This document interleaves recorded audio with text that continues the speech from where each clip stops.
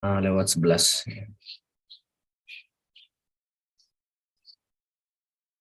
Bismillahirrahmanirrahim. Assalamualaikum warahmatullahi wabarakatuh. Alhamdulillahi wa kafa. Wassalatu wassalamu ala nabiyil mustafa. Alladhi la yantiqu anil hawa in huwa illa wahyun yuha. Wa ala alihi ahli sidqi wal wafa amma ba'd. فأسأل الله تعالى أن يمن علينا بعلم النافع والعمل الصالح وأن يفقهنا في الدين وأن يفتح لنا فتوح العارفين وأن يرزقنا الإخلاص في الأقوال والأعمال اللهم آمين. Ma'asyiral muslimin, azani Allah wa iyyakum. Alhamdulillah, pada pagi hari ini Allah masih memberikan kita nikmat kesehatan, nikmat iman dan Islam, serta memberikan kita juga kesempatan untuk selalu istiqamah dalam menuntut ilmunya. Salawat dan salam senantiasa tercurahkan buat Nabi kita Muhammad sallallahu alaihi wasallam serta keluarga beliau, sahabat, dan orang-orang yang mengikuti sunnah-sunnah beliau hingga akhir zaman. Amin, amin, ya rabbal alamin. Baik para tulab sekalian, a'azani Allah wa iyyakum. Kita masuk ke pembahasan pagi hari ini, sholat 2 hari raya, dan insya Allah kita juga akan membahas sholat gerhana. Qala asy-syarih rahimahullahu ta'ala wa nafa'ana bi'ulumihi fid dunya wal akhirah. Faslun fi salatil idain. Wa salatul idaini ay al-fitri wal adha sunnatun muakkadah. Pembahasan pertama yang akan dibahas adalah masalah hukum sholat 2 hari raya. Hukum sholat 2 hari raya. Disebutkan di sini oleh pensyarah, hukumnya adalah sunnah muakkadah. Dan ini adalah pendapat jumhur ulama, mayoritas ulama. Ada pendapat yang kedua, yaitu pendapat mazhab Hambali. Hukum sholat 2 hari raya itu fardu kifayah. Dan sedangkan Hanafi mengatakan wajib. Hanafi mengatakan wajib. Inda Syafi'iyah wal Malikiyah, yakni hukmuhu sunnah muakkadah.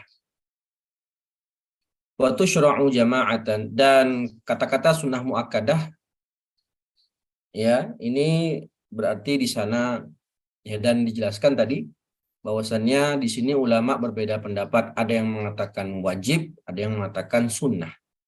Dan kaedahnya kalau suatu ibadah itu atau suatu amalan itu ulama berbeda pendapat antara sunnah dan wajib, maka hukum meninggalkannya makruh.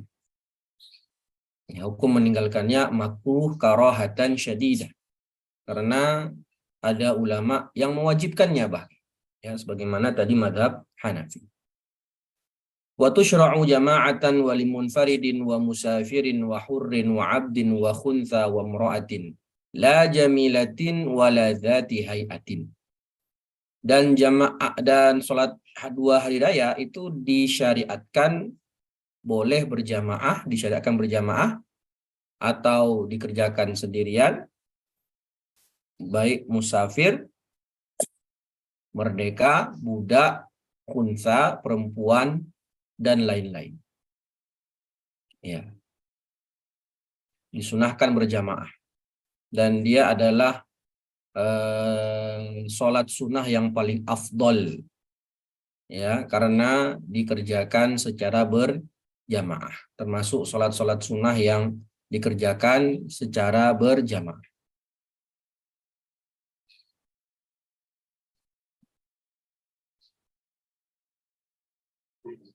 Dari sini Kita tahu perbedaannya ya dengan sholat Jumat ya. Sholat Jumat itu kan jamaah itu syarat dalam sholat ya, tidak sah Jumatan tanpa berjamaah, dan Jumatan hukumnya adalah fardu ain.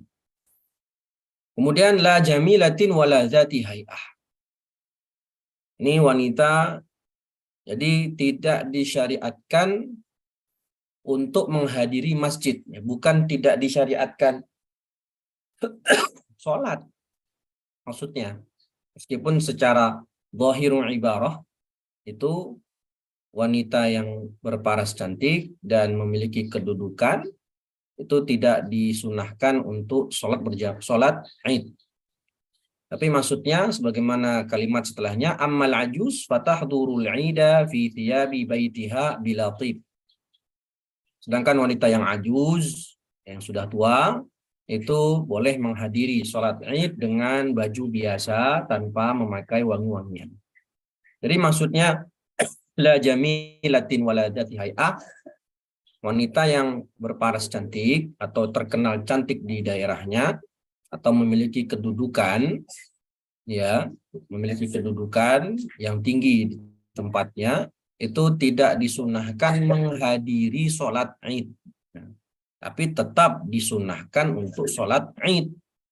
Karena sholat Id itu berlaku untuk siapa saja. Ya, berlaku untuk siapa saja yang terpenuhi syarat-syarat untuk bisa sholat Id, kan gitu. Dan di sini disebutkan bahwasannya wanita kalau ingin menghadiri sholat Id itu setidaknya memenuhi 3 syarat. Yang pertama, tidak menggunakan pakaian bagus, thiyabu zinah, ya, tidak menggunakan pakaian yang bagus, alias pakaian yang biasa, yang memang biasa dia pakai untuk sholat. Kemudian tidak memakai wangi-wangian, dan tentunya mendapatkan izin dari, kalau istri berarti dapat izin dari suaminya, ya, atau mendapatkan izin dari orang tuanya. Beda sama laki-laki. Laki-laki ya menggunakan pakaian yang bagus, ya, dan dianjurkan memakai wangi-wangian sebagaimana sholat Jumat. Waktu sholatil Id, waktu sholat Id itu ma baina tulu'is syamsi wa zawaliha. Dari terbit matahari sampai menjelang zuhur. Ya, sampai menjelang zuhur. Dan disunahkan, dianjurkan mengakhirkannya sampai matahari setinggi tombak. Ya. Ba'da tulu'is syamsi qadra rumh.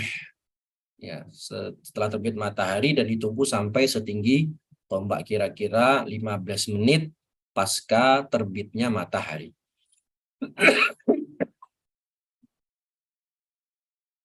Dan ini juga berbeda dengan Jumatan ya. Kalau Jumatan kan ba'da zawal, ya. Ba'da zawal. Kalau sholat Id itu sampai sebelum zawal.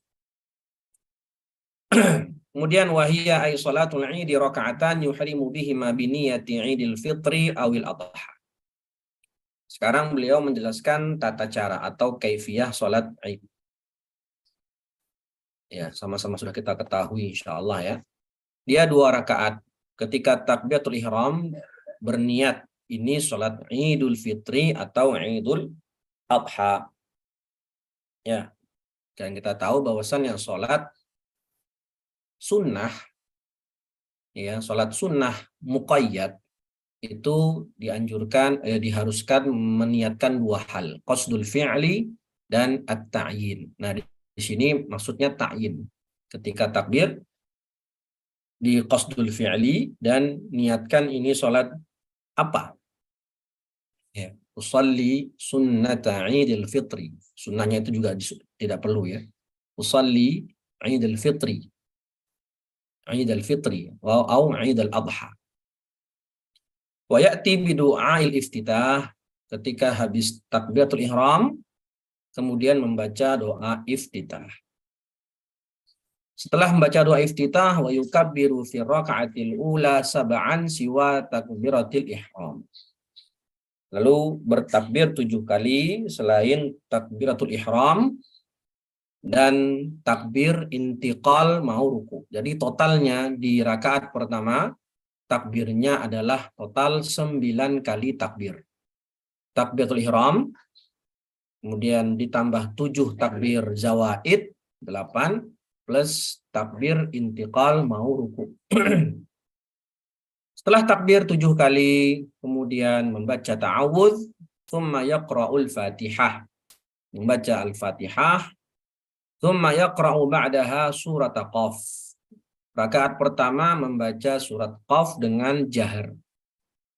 Wa yukabbiru fi raq'ati tsaniyah khamsan. Lalu di rakaat kedua takbir zawaidnya 5. Ya, takbir zawaidnya 5 selain takbir intiqal berdiri dan takbir ketika mau ruku. Jadi total takbir di rakaat kedua adalah 7 kali. Kemudian setelah takbir takbir zawaid 5 kali, ya ta'awudz, membaca ta'awudz lagi. Ya, karena kita tahu ta'awudz itu disunahkan dibaca setiap rakaat. Sedangkan iftitah hanya di rakaat pertama saja. Tsumma yaqra'ul Fatihah, lalu baca Al-Fatihah wa surata iqtarabat, surat Al-Qamar. Secara jahar wa yakhtubu nadban. Nah, ini berarti bacaannya level tinggi, maksudnya level yang agak panjang. Ya, boleh juga level sedang. Seperti membaca apa? Membaca surat Al-A'la di rakaat pertama dan membaca surah Al-Ghasyiyah di rakaat kedua. Ya. Jadi kalau dalam Al-Imta', kitab Al-Imta' itu ada 3 bacaan. Pertama yang expert tadi, membaca Qaf rakaat pertama dan surat Al-Qamar di rakaat kedua. Kalau yang menengah itu membaca Al-A'la di rakaat pertama dan Al-Ghasyiyah di rakaat kedua. Sedangkan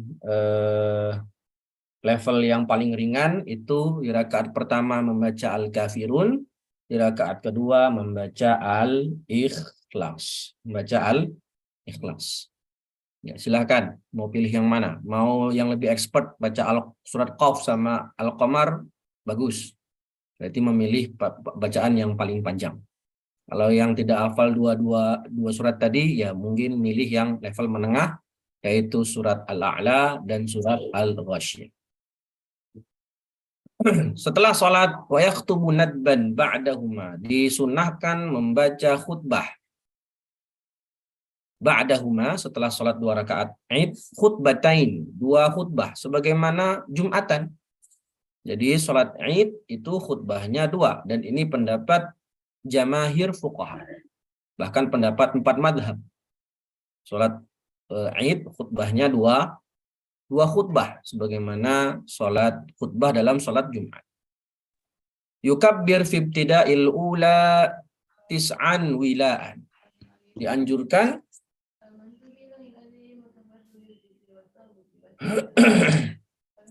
Dianjurkan membaca takbir di khutbah pertama, di awal khutbah pertama itu 7 kali khutbah.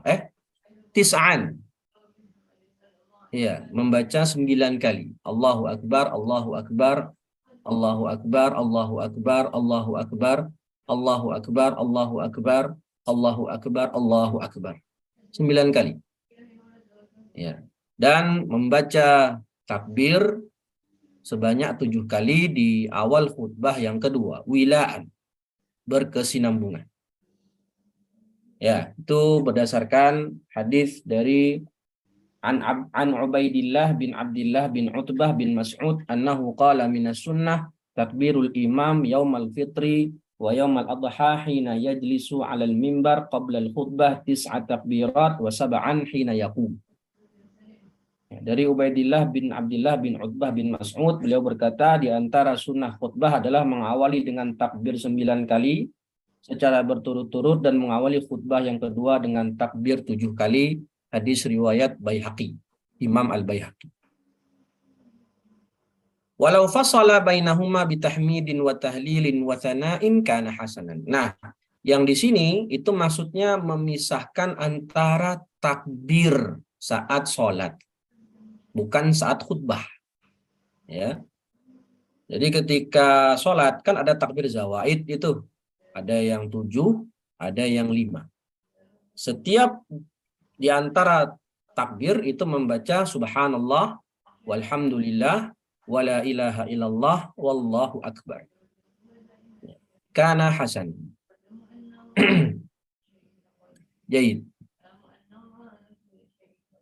Jadi ketika takbir pertama Allahu akbar, takbiratul ihram, lalu takbir zawaid Allahu akbar, subhanallah, walhamdulillah, wala ilaha illallah, Allahu akbar, subhanallah. Nah, begitu.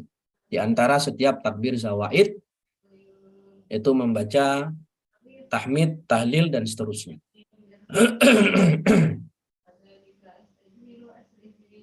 Wa takbir ala qismain. Sekarang membahas jenis-jenis takbir pada hari Id. Ada 2. Ada mursal alias takbir mutlak dan ada yang muqayyad. Takbir muqayyad. Apa makna takbir mursal yaitu mutlak? Ma la yakunu ba'da shalah atau aqiba shalah. Yang dibaca fi kulli waqtin. Tidak terikat setelah sholat. Jadi mutlak. Sedangkan muqayyad ma yakunu ba'da shalah. Setelah sholat, baik sholat fardu maupun sunnah. Ya, dan takbir zawaid, takbir muqayyad, takbir mutlak itu berlaku untuk 2 hari raya. Ada pada hari Idul Fitri dan juga disunahkan pada Idul Adha. Kapan dimulainya? Dimulainya sejak terbenamnya matahari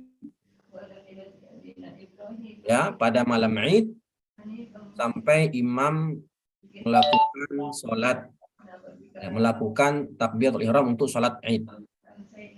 Maka dikatakan di sini wabada al-musannif bil awal, menjelaskan tentang khutbah takbir yang pertama.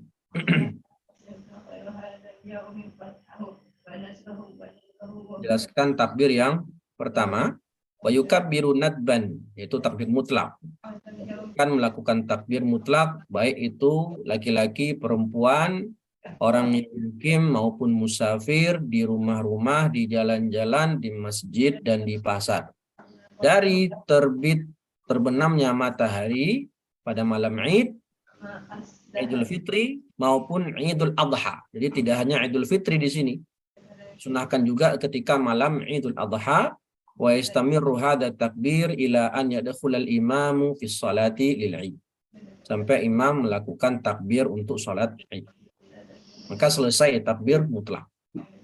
Wala yusannu takbiru lailata Idul Fitri aqiba salawat, lakinna Nawawi fil adhkar ikhtara annahu sunnah.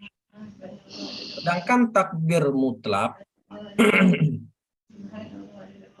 takbir muqayyad itu tidak disunahkan untuk Idul Fitri. Malam Id Idul Fitri tidak disunahkan untuk takbir muqayyad. Takbir muqayyad hanya disunahkan untuk Idul Adha saja. Akan tetapi dikatakan di sini Imam Nawawi dalam kitabnya Al-Adhkar memilih pendapat bahwasannya takbir muqayyad juga disunahkan untuk sholat untuk malam Idul Fitri. Akan tetapi kata Syekh Labib fi al-kalam fihi munaqashah. Ya, ada kritikan atau sanggahan dari para fuqaha Syafi'iyah bahwasanya Imam Nawawi tidak sorohatan, tidak bermaksud untuk mengatakan itu adalah sunnah.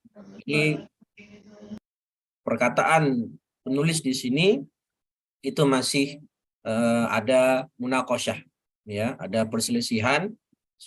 Yang mu'tamad itu tidak, Imam Nawawi tidak mensunahkan takbir muqayyad untuk salat Id. Tsumma syara'a fi takbiril muqayyad. Nah, untuk takbir muqayyad dilakukan habis salat itu yukabbir fil adha khalfa salawatil mafruḍah. setelah sholat fardu min muaddah wa faidah. Baik sholat fardu yang dikerjakan pada waktunya, adaan, atau yang dikerjakan di luar waktu, qadaan. Misal pada saat hari tasyrik atau pas saat dari tanggal 9 sampai tanggal 13 itu, dia pernah meninggalkan sholat pada tanggal 7 Zulhijjah. Ya, dia pernah meninggalkan sholat pada tanggal 7 Zulhijjah. Baru dia qadha di tanggal 10 Zulhijjah. Maka berarti dia sholat qadhaan. Mengqadha sholat yang dia tinggalkan pada tanggal 7. Nah, meskipun dia mengerjakan sholat itu qadhaan, maka tetap disunahkan bertakbir ba'da hadhihi as-shalah. Wa kadza khalfa ratibah wa nafilatin mutlaq wa salatil janazah ay ba'da kulli shalah. Ya, bertakbir muqayyad setelah sholat apa? Semua sholat. Mau itu sholat fardu, baik yang adaan ataupun qadhaan, mau itu sholat sunnah, baik sholat sunnah zata waqtin lahu waqt atau sholat sunnah mutlak, ya, atau sholat jenazah. Dari kapan? Dari tanggal 9 Zulhijjah pada subuh hari Arafah sampai tenggelamnya matahari pada tanggal 13 Zulhijjah. Berarti 5 hari ya. 9, 10, 11, 12, 13. Dan total sholat fardunya, bertakbir pasca sholat fardu berarti sebanyak 25 sholat. Ya, bertakbir sebanyak setelah 25 kali sholat. Nah, itu untuk fardu aja. Ya. Dan bagaimana lafaz takbirnya? Ada sahal jiddan. Allahu Akbar, Allahu Akbar, Allahu Akbar. Ya. Allahu Akbar, Allahu Akbar, Allahu Akbar. La ilaha illallah, wallahu akbar. Allahu Akbar, walillahil hamd. Allahu Akbar kabira, walhamdulillahi katsira. Wa subhanallahi bukratan wa asila. La ilaha illallah wahdah, sadaqa wa'dah. Wa nasara abdah, wa a'azza jundahu, wa hazamal ahzaba wahdah. La ilaha illallah, wallahu akbar.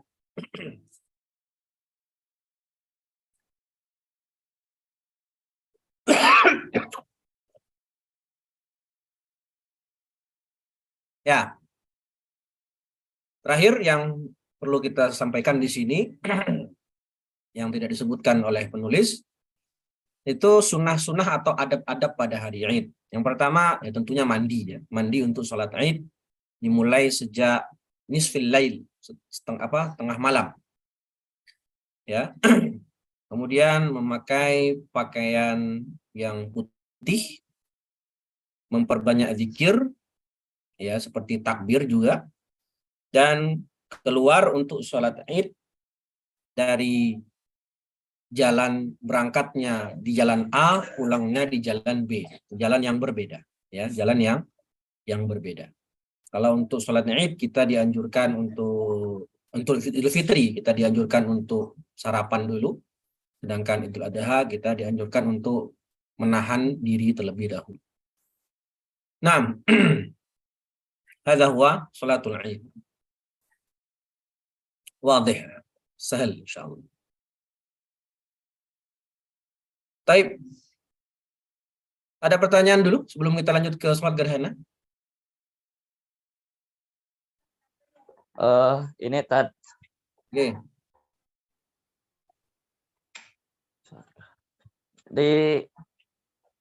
Nggak apa-apa ini Tad, ada nyimpang sedikit pertanyaannya. Dalam sholat gerhana kan disunatkan untuk takbir, dianjurkan untuk takbir. Itu takbirnya sholat Id dalam gerhana. Oh, gerhana. Belum dibahas. Oh, iya. Nanti kalau gerhana kita akan baca dulu. Ya, izinnya ya. Tanya Ustaz. Oke. Terkait dengan khutbah dua khutbah ya seperti Jumat. Pernah dulu sholat memang ada yang menggunakan satu khutbah itu memang di luar yang 4 mazhab, Ustaz. Ya. Betul. Oh. Ya. Biasanya itu nggak usah disebut ya. Ya, tahulah. Ya, biasanya ormas tertentu itu ya, pakainya satu khutbah. Justru itu malah menyelisih 4 mazhab. Tapi apakah sah? Sah saja. Bahkan kan khutbah dalam sholat Id itu kan sunnah. Berbeda dengan khutbah dalam khutbah Jumat, itu adalah syarat. Ya, tidak boleh Jumatan tanpa khutbah kan. Bedanya kalau khutbah Jumat itu sebelum sholat, sedangkan khutbah Id ba'da sholat. Maka kita afdalnya tentu pakai 2 khutbah, sebagaimana khutbah Jumat. Begitu. Nah, Nyambung Ustaz, pertanyaannya, Tat. Kenapa, Pak? Nyambung pertanyaannya kalau sebagai khotibnya bagaimana, Tat, untuk nyiasatinya, Tat? Untuk nyiasatinya. Iya. Ya, nggak apa-apa, saya mau 2 bilang ketika dia jadi khotib, diundang sama satu ormas, ya bilang, saya khutbahnya 2. Ya. Boleh, nak? Kalau dibolehkan, ya, lanjut, gas. Nggak masalah. Tinggal ngomong. Biasanya diperbolehkan, insya Allah, nggak masalah. Ya. Kita jelaskan secara ilmiah, ini sunnahnya khutbahnya 2, sebagaimana khutbah sholat Jumat. Sama rukunnya sama 5 itu. Dan berbahasa Arab, harus dengan bahasa Arab kalau dalam rukun. Ya. Kalau khutbah Id itu lebih ringan untuk syarat. Kalau sholat Jumat kan khutbahnya harus dalam keadaan suci. Beda kalau khutbah Id itu khotib boleh dalam keadaan berhadas boleh.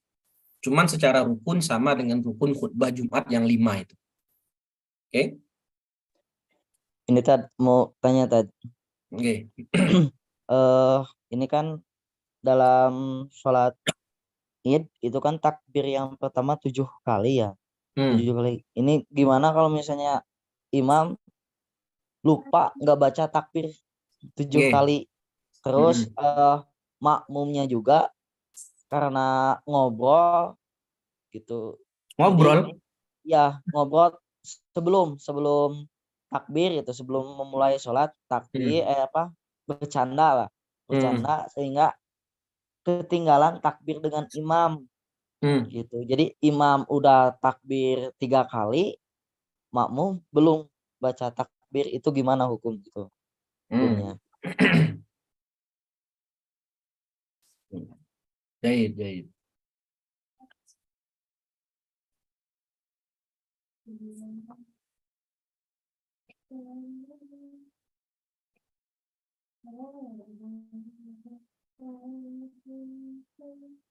Ya, ini sudah dijelaskan ini dalam kitab ya saya temukan ini. Itu pertama, kalau imam tidak takbir zawaid, apakah sah sholatnya? Sah, karena takbir zawaid itu hukumnya sunnah hay'ah. Ya, sunnah hay'ah, sunnah ghairu muakkadah.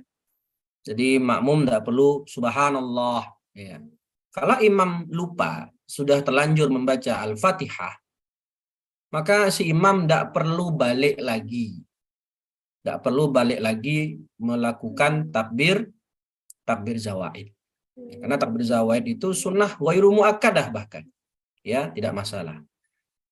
Kedua, kalau makmumnya telat takbirnya, imamnya sudah takbir 3 kali, si makmum baru takbiratul ihram.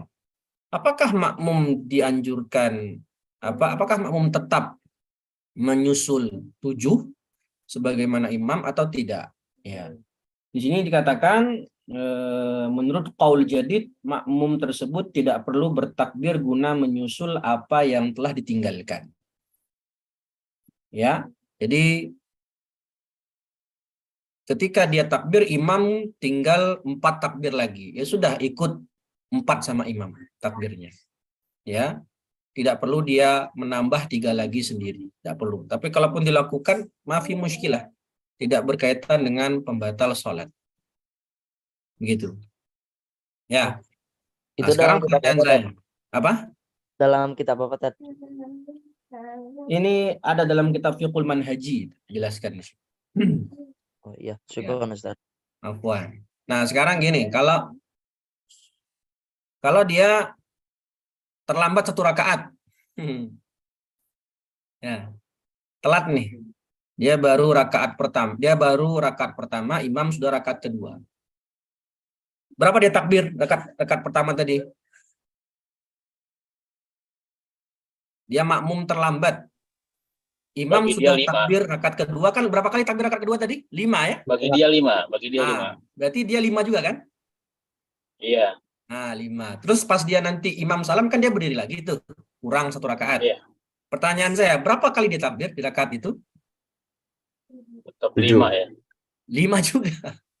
Tetap 5. 5. 5, tetap 5. Ya, tetap 5. Begitu ya. Baik. Boleh kita lanjutkan dulu. Salat gerhana. Faslun fi salatil kusuf wal khusuf. Kusuf itu untuk gerhana matahari, penyebutannya, dan khusuf itu untuk gerhana bulan. Hukum kedua salat ini adalah sunnah muakkadah. Sama seperti apa? Salat Id tadi. Ya. Fa in fatat hadhihi shalah lam tuqda. Kalau udah terlewat alias gerhana matahari atau bulannya sudah selesai, maka tidak diqadha. Lam yushra' qada'uha. Kenapa? Karena salat gerhana adalah salat laha sabab, salat yang mempunyai sebab, dan salat yang mempunyai sebab itu tidak perlu diqadha jika terlewat. Berbeda kalau salat sunnahnya itu salat sunnah yang memiliki waktu, seperti salat Id tadi. Salat Id itu kan lahu waktun au dzatu waqtin, naflun muakkad. Kalau terlewat maka boleh mengqadha di luar waktu. Nah, salat gerhana ini kan masyhur ya dalam sebuah hadis, inna syamsa wal qamara ayatan min ayatillah yukhawwifullahu bihima ibadah. Dia di antara tanda-tanda kekuasaan Allah yang Allah jadikan tanda ini sebagai untuk menakut-nakuti, takhwif ya hamba-hambanya. Wa innahuma la yankasifani limauti ahadin minan nas. Dan gerhana matahari atau bulan ini bukanlah tanda kalau ada seseorang yang wafat. Ya, fa idza ra'aitum minha syai'an fasallu. Kalau kalian melihat gerhana tersebut, salatlah.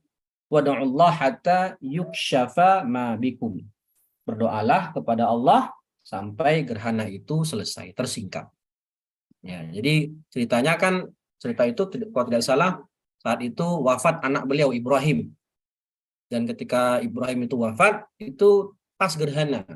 Nah, sahabat mengira gerhana itu terjadi karena wafatnya anak Nabi Sallallahu Alaihi Wasallam. Maka Nabi pun bersabda, nah itu tadi, bahwasannya gerhana ini adalah di antara dua tanda-tanda keesaan Allah dan bukan sebagai tanda ada orang wafat. Nah, gitu. Ya. Bukan tanda kalau ada orang wafat. Dan dijadikan sebagai takhwif ya, untuk menakut-nakuti hamba, dan dianjurkan untuk sholat ketika melihat gerhana matahari maupun bulan. Wa yusalli li kusufi syamsi wa khusufil qamar raka'atain. Nah, sekarang beliau menjelaskan kaifiyah salat gerhana. Ada 3 cara menurut mazhab Syafi'i.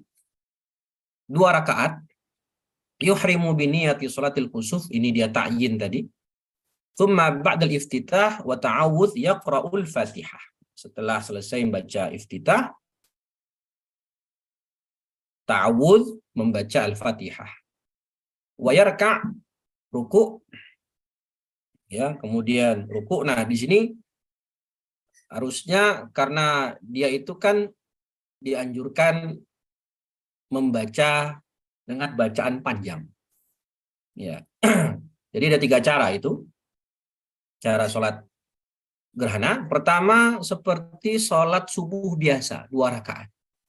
Ya, atau seperti sholat Jumat, 2 rakaat, tidak ada 2 ruku'. Seperti Jumat biasa, seperti sholat Jumat biasa, atau seperti sholat subuh 2 rakaat biasa. Dan cara yang kedua adalah 2 rakaat dan setiap rakaat ada 2 ruku'. Ya, ada 2 kali ruku' dan bacaannya tidak dipanjangkan. Bacaannya biasa. La yutil fil qiraah. Dan cara yang ketiga yang paling sempurna, ini 2 rakaat, setiap rakaat ada 2 kali ruku' dan yutilul qiraah fihi. Nah, Memanjangkannya itu bahkan lihat di sini dikatakan membaca Al-Fatihah dan surah ba'dal Fatihah. Dan para ulama menjelaskan karena dia dianjurkan memanjangkan bacaan, itu rakaat pertama di berdiri yang pertama membaca Al-Baqarah. Kemudian ruku, thumma yarfa' ra'sahu minar ruku' i'tidal, thumma ya'tadil. Lalu membaca Al-Fatihah lagi. Dan membaca surat ba'dal Fatihah. Nah, di berdiri yang kedua itu membaca surat Ali Imran. Kemudian ruku, ya, rukunya lebih pendek daripada ruku yang pertama. Kemudian i'tidal, kemudian sujud 2 kali sebagaimana biasa, dan tumakninah di sujud, dan nanti duduk antara 2 sujud sebagaimana biasa. Tsumma yusalli rak'atan tsaniyah biqiyamaini wa qira'ataini wa ruku'aini wa i'tidalaini wa sujudain. Sama persis seperti rakaat pertama, tapi di rakaat yang kedua, di berdiri yang pertama itu membaca surat An-Nisa. Lalu di berdiri yang kedua, di rakaat kedua itu membaca surat Al-Maidah. Ini kira-kira sekitar 6 juz ya berdirinya itu. Karena ini italah, ini yang paling sempurna. Ya, yang paling sempurna. Wa hadha ma'na qawlihi fi kulli raka'atin minha qiyaman yutilul qira'ah fihima. Ini dia makna dari penulis matan. Di setiap rakaat itu memanjangkan bacaan. Ya, memanjangkan bacaan. Wa fi kulli raka'atin minhuma ruku'an. Setiap rakaat ada 2 ruku', memanjangkan tasbih saat ruku' dunas sujud. Fala yutawwiluhu. Jadi menurut Abu Suja di matan, saat sholat gerhana membaca tasbih itu dipanjangkan saat ruku' saja. Saat sujud tidak perlu memanjangkan tasbih. Ya, itu di rakaat pertama, di ruku' pertama itu 100 tasbih. Ya. Nanti di ruku' yang kedua berkurang menjadi 80 kali tasbih. Di ruku' yang ketiga, rakaat kedua itu berarti 70 tasbih. Di ruku' yang keempat itu 50 kali tasbih. Nah, gitu. Sedangkan di sujud nggak perlu memanjangkan tasbih. Dan wahada ahadu wajhain walakin nas-sahih annahu yutawwiluhu nahwa ruku' alladhi qabla. Yang mu'tamad dalam madhab itu saat ruku', saat sujud pun kita dianjurkan memanjangkan bacaan. Sama seperti ruku'. Ya. Jadi ini salah satu pendapat yang sudah kesekian kita ketemu ya. Bahwasannya ada pendapat-pendapat dalam matan Abu Suja itu tidak mu'tamad. Ya. Kalau saya baca itu, dan sudah ada di video YouTube saya itu, saya bahas sekitar 18. Ada 18 pendapat tidak mu'tamad dalam matan Nabi Suja.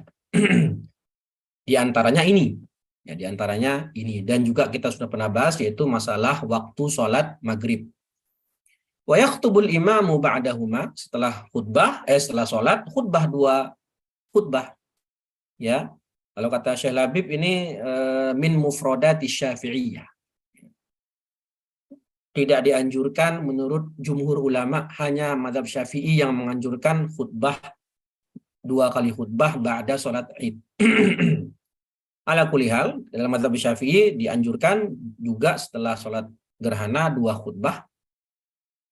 Ka khutbatil Jum'ah, sebagaimana khutbah Jumat. Fil arkan duna syurut. Nah, jadi kata-kata wasyurut ini kurang tepat. Kalau di rukunnya sama, 5 rukun tadi, sedangkan syaratnya itu sama seperti sholat Id, bukan sholat Jumat. Ya, sholat Jumat itu harus dalam keadaan taharah khotibnya, sedangkan untuk khutbah sholat istisqa, sholat khusuf, khutbah sholat khusuf itu tidak disyaratkan harus dalam keadaan taharah. Wa yahutsun nasa fil khutbataini 'ala taubah min adz-dzunub wa 'ala fi'lil khairi min shadaqatin wa 'itqin wa nahwi dzalik. Nah, karena tadi disebutkan gerhana itu adalah ayatun min ayatillah, dan Allah jadikan sebagai takhwif lil ibad, maka kita dianjurkan untuk pas isi khutbahnya itu mengajak orang untuk bertaubat dan mengajak untuk banyak-banyak berbuat ketaatan seperti bersedekah, membebaskan budak, ya, dan lain-lain. Wa yusiru bil qira'ah fi kusufis syams wa yajharu bil qira'ah fi khusufil qamar. Di sholat gerhana matahari itu disebut sebagai sholat nahariyah, sholat yang dikategorikan sholat siang. Maka membacanya bacaan sir. Sedangkan gerhana bulan dikategorikan sebagai sholat lailiyah. Maka dianjurkan membaca dengan jahar. Dan kapan berakhir sholat gerhana? Ya, tafutu sholatu kusufi syamsi bil injila'i lil munkasif. Ya, kalau sudah injila, sudah selesai gerhana matahari. Sudah selesai. Tapi kalau kita sedang sholat, di pertengahan sholat matahari sudah hilang gerhana mataharinya, maka kita tetap meneruskan sholat. Ya, karena kita tadi sholatnya kan masih gerhana. Karena kita tadi bacaannya memanjangkan, ya, baru rakaat kedua itu gerhana sudah usai. Maka tetap dilanjutkan sholatnya.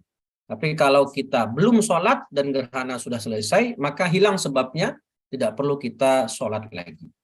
Dan juga watafutu sholah bighurubiha kasifah. Dan juga tidak ada sholat lagi ketika matahari terbenam dalam keadaan gerhana. Ya, terjadi gerhana misalnya beberapa saat menjelang terbenamnya matahari, ya, dan setelah itu matahari terbenam dalam keadaan dia kasifah, maka juga tidak lagi dianjurkan untuk sholat. Sedangkan gerhana bulan itu juga berakhir dengan injila, berakhirnya gerhana, dan juga dengan terbitnya matahari, la bitulu'il fajr. Jadi kalau ketika fajar, tulu'il fajr, itu terjadi gerhana bulan. Apakah kita masih dianjurkan sholat? Masih. Tapi yang sudah terlewat waktu sholatnya adalah ketika terbitnya matahari. Jadi bulan gerhana saat terbit matahari. Ya, karena bulan itu kan sultanuhu fil lail. Sedangkan siang itu kan jatahnya matahari. Wala bi ghurubihi khasifan, dan juga tidak hilang sholat, waktu sholat itu dengan bulannya tenggelam dalam keadaan gerhana. Fala tafutus sholah, maka tidak hilang waktu sholat untuk gerhana, alias masih dianjurkan untuk melakukan sholat gerhana. Allahu a'lam bishawab. Ya, mungkin itu saja yang bisa kita bahas pada pagi hari ini. Insyaallah kita lanjutkan sholat istisqa, itu masih agak panjang ya. Jadi kita bahas di pertemuan selanjutnya saja. Soal Ustaz. Oke, monggo Mas Edi, silakan. Salat khusuf ini apa namanya? Salat khusuf dan kusuf ini patokannya kita harus melihat apa berdasarkan apa namanya perhitungan apa misalkan di BMKG Oke. itu, Ahsanta. Ana agak ini soal mumtaz. Jazakallah khair. Baik, saya jawab ya. Itu berdasarkan sebagaimana hadis Nabi tadi disebutkan. Inna syamsa, dalam hadis Muslim. Inna syamsa wal qamara ayatan min ayatillah. Oke. Yukhawwifullahu bihima ibadahu fa innahuma la yankasifani li mauti ahadin minan nas. Fa idza ra'aitum minha. Apa kata Nabi di situ? Fa idza ra'aitum. Kalau kamu melihat. Kalau engkau melihat gerhana itu, maka fasallu, salatlah. Berarti kalau belum melihat, ini juga disampaikan, ditegaskan dari darsnya Syekh Labib itu bilang begitu. Jadi kita dapat info dari BMKG atau dari Badan Astronomi akan terjadi gerhana jam 7 pagi masalah.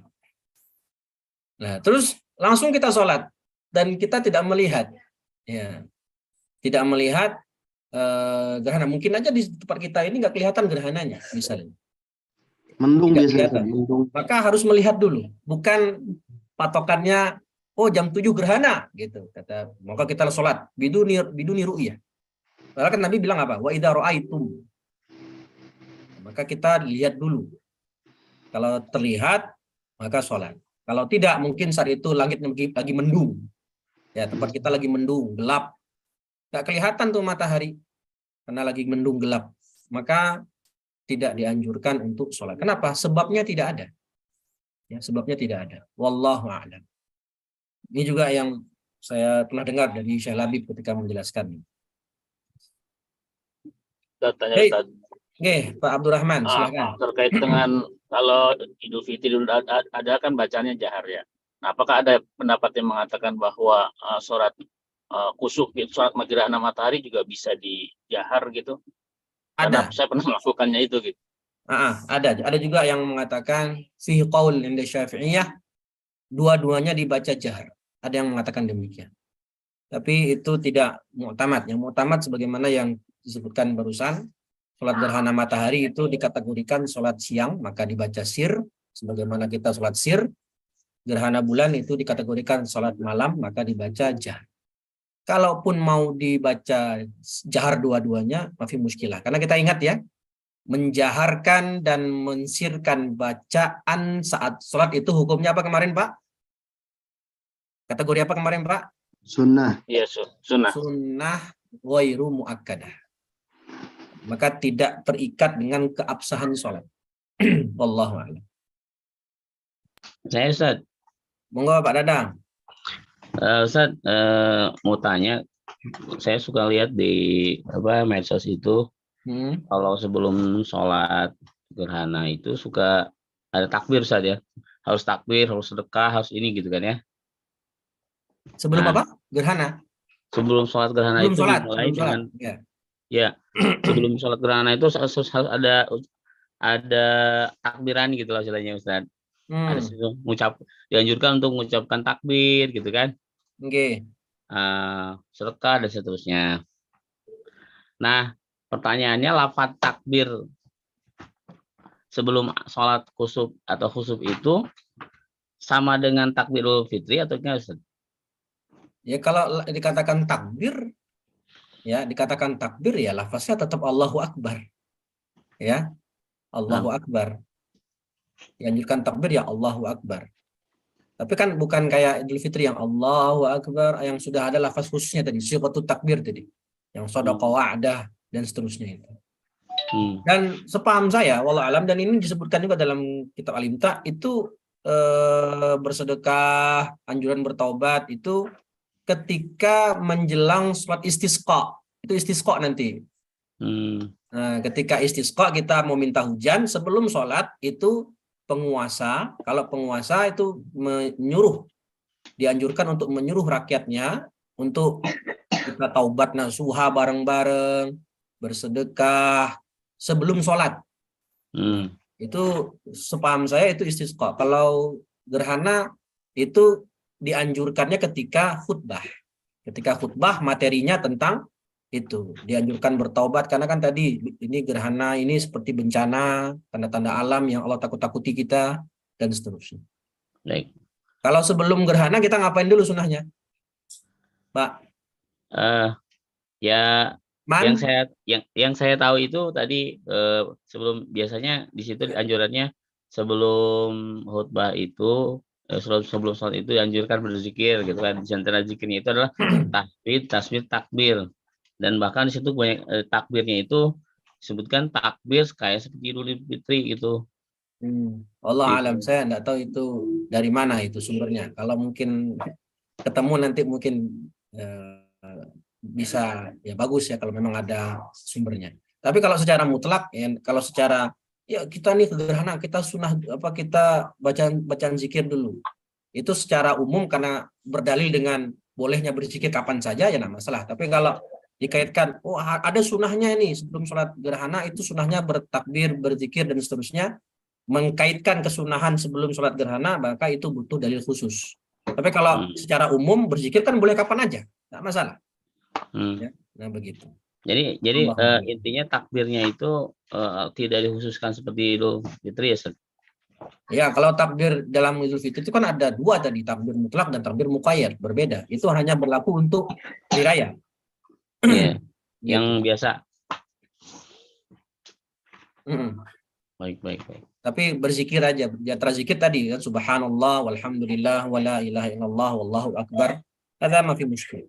Kalau kita kaitkan dengan dalil umum, bolehnya berzikir kapan saja. Ma fi musykil. Baik, Ustaz. Syukran.